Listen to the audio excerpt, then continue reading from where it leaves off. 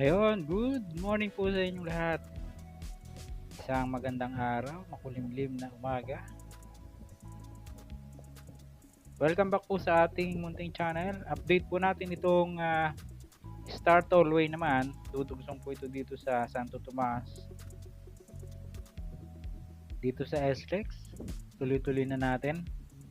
After po ng update natin diyan sa inyo ng SLEX road widening, ay dumiretso na po tayo dito sa Star Tollway ngayon pong araw ng Sabado pa rin, ika-26 sa buwan ng Hulyo 2025. Ang oras na po natin ay alas 9:30 na ng umaga. Kagaya nga po ng nabanggit ko, ibabahagi po natin sa inyo yung road widening din dito sa Star Tollway o Southern Tagalog Arterial Road. Dito po sa nag-umpisan man ito dito sa Santo Tomas, at ito po ay tuloy-tuloy hanggang doon sa Batangas City, partikular dyan po sa Balagtas. Pero ang ibabahagi po natin sa inyo, itong from Santo Tomas lang hanggang dyan po sa Balete area, Balete Interchange, dahil hanggang dyan lang po yung ating biyahe ngayong araw. Sana po ay samahan nyo ako at alamin natin yung mga progress po dito sa Star Tollway.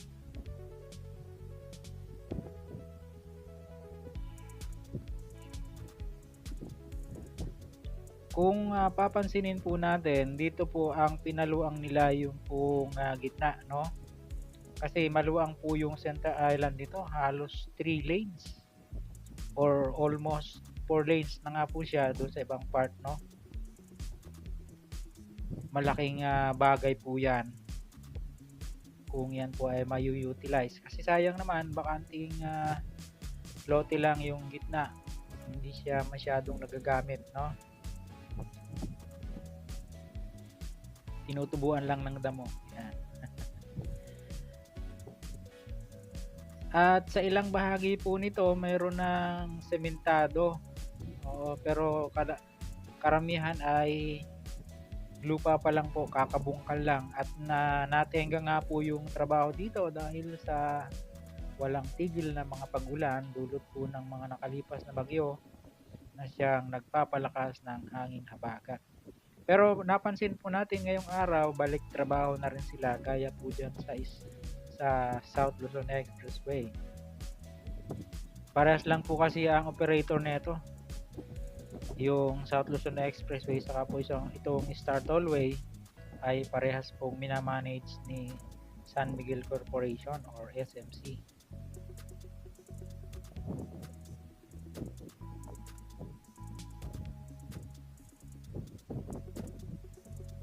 Southbound po yung tinatahak natin mga kabayan, patungo po tayo ng Lipa.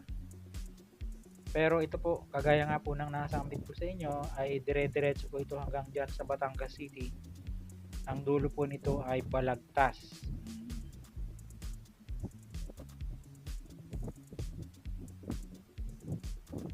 Sayang nga po kung sana ay maididiretso natin yung biyahe. Ang pagkakaalam ko po ay mula po dito sa may Tambo hanggang doon sa Balagtas ay halos tapos na yung road widening po dyan. Ito na lamang po yung parang nahuli, no? Hindi lamang po natin ibabagi sa inyo yung mga nauna ng road widening dyan. Pero nung mga nakakaraan, nakadaan po tayo hanggang sa Ibaan, sementado na po yung gitna. Kasi hindi po lingid sa kaalaman ng iba, lalo na po paglampas ng Tambo dyan sa Lipa, sobrang lubak nung track lane, no? Putol, parang nagkaroon na ng mga hagdan-hagdan yung kalsada, kaya sobrang talbog. Dito rin po sa bahaging to, yung mga track lane, no? Talagang siyang naunang nasisira.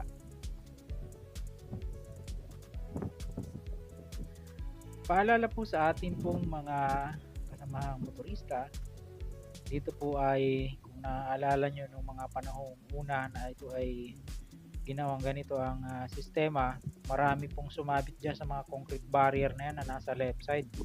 Kaya make sure kapag kayo po ay lulusot, lalo na pagka malalaking sasakyan yung mga nasa right side natin, make sure na pinagbigyan po kayo.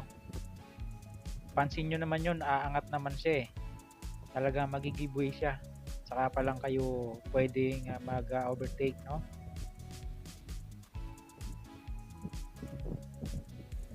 May mga ilang bahagi po na may bahagyang pagbagal katulad po nito kasi nga may mga equipment po dyan, at saka minsan talagang yung mga nasa unahan natin sa hindi malamang dahilan ay sobrang bagal, no? Lalo na pagka yung truck ay umovertake sa kapwa truck, naku po, talagang minsan aabutin ka ng inip. Hindi po tayo maalis dito halos sa left side para po makita ninyo yung mismong ginagawa dito sa gitna, no? At pagdating po dito sa una-unahan, yan po yung dating itsura niya talaga, damuhan siya. Yan, no? Pero itutuloy-tuloy po yan hanggang doon sa may tambo. Kasi nga po, ang pagkakaalam ko, mula po sa tambo hanggang doon sa balagtas ay halos tapos na. Ito pa lang dahilan, may heavy equipment na ita-transfer.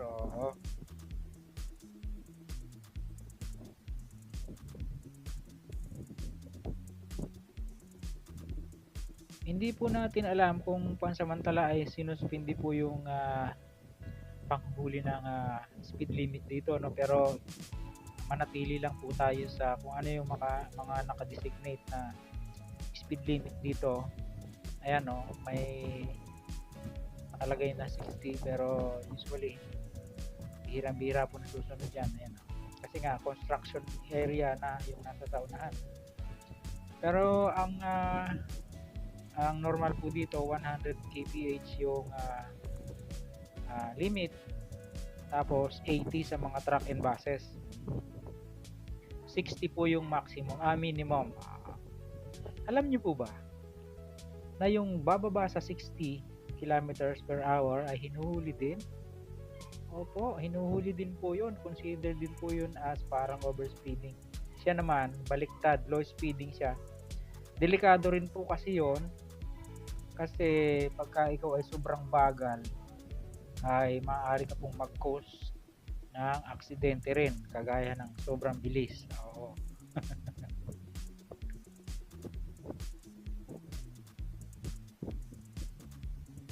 At yan na nga po, medyo umaambon-ambon na itong panahon to dahil malakas pa rin yung habagat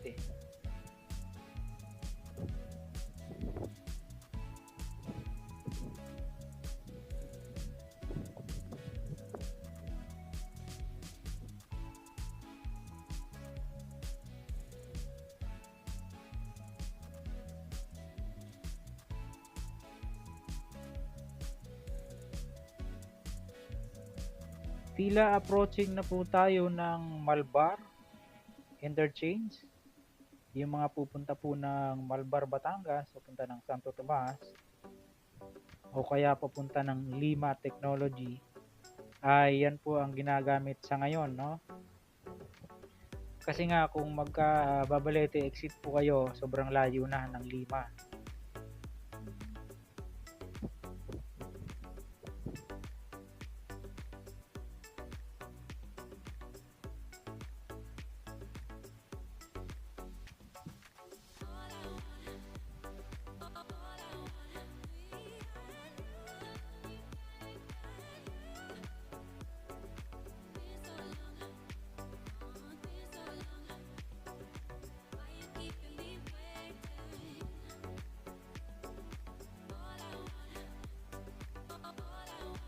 Dito po sa bahagi ito, lupang-lupa pa lang yung gitna.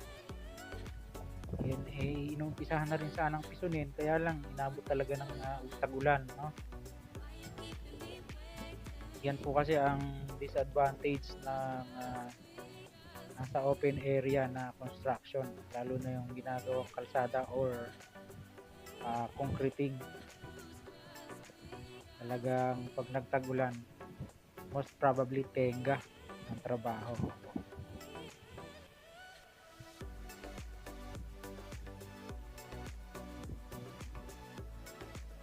Dito po maganda ng ano niya, yung gitna, di ba? Tingin po natin, lalagyan din po yan ng concrete barrier sa gitna, pinakang separator ng northbound sa southbound. And then nakita natin parang lalagyan siya ng mga lamp post. May mga nakaabang na ng mga bakal-bakal eh. Oo, parang pansin po kasi natin dito sa Star Tollway, wala siyang lamp post sa gitna, yung street lights, no? Wala. So parang ganun po yung magiging design niya. Gagayahin po yung sa South Luzon na Expressway.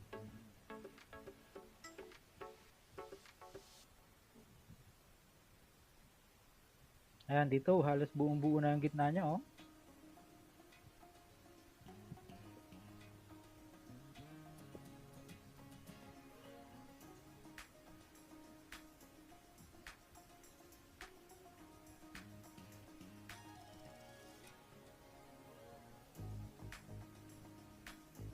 Laking bagay po yan mga kabayan pag yun natapos. Medyo luluwag dito sa Star Tollway. Ang medyo challenging nga lang sa mga road widening, yung pong tulay. Matagal kasi gawin yan eh. Meron pang paglalagay ng mga columns dyan. Bago pa yan malagyan ng mga poste, ay nag-board piling muna. Ganun na po yung sistema ngayon, hindi katulad ng araw. Pero in fairness, mas mabilis po yan, no? Kumpara nung paglalagay ng mga poste nung araw na mano-manong hinuhukay ng bako. Tsaka sa pinopormahan, tsaka pa siya bubuhusan. Ngayon, boring machine na ang ginagamit.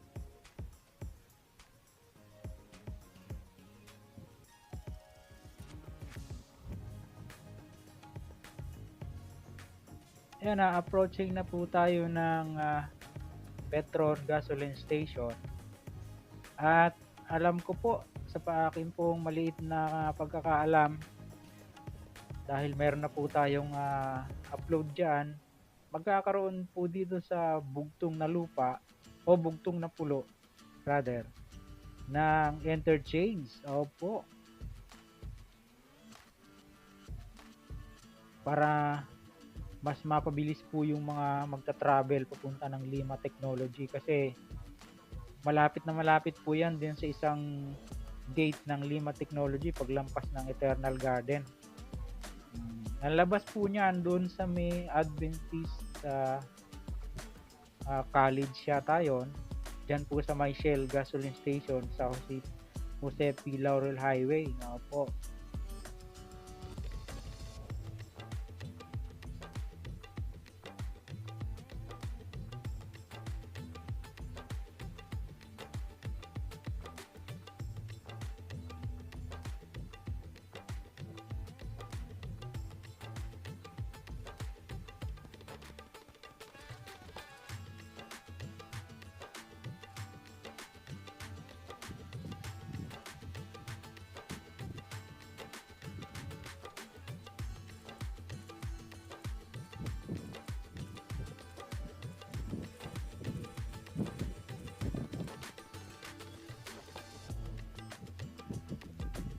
Ayun na nga po, approaching na tayo ng Balete Interchange.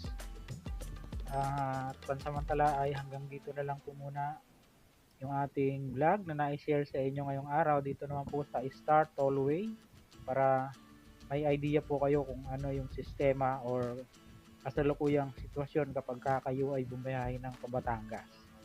Samantala, sa mga ngayon lang po na pag-uwi sa ating pong munting channel, huwag niyo kalimutang mag-like at mag-subscribe.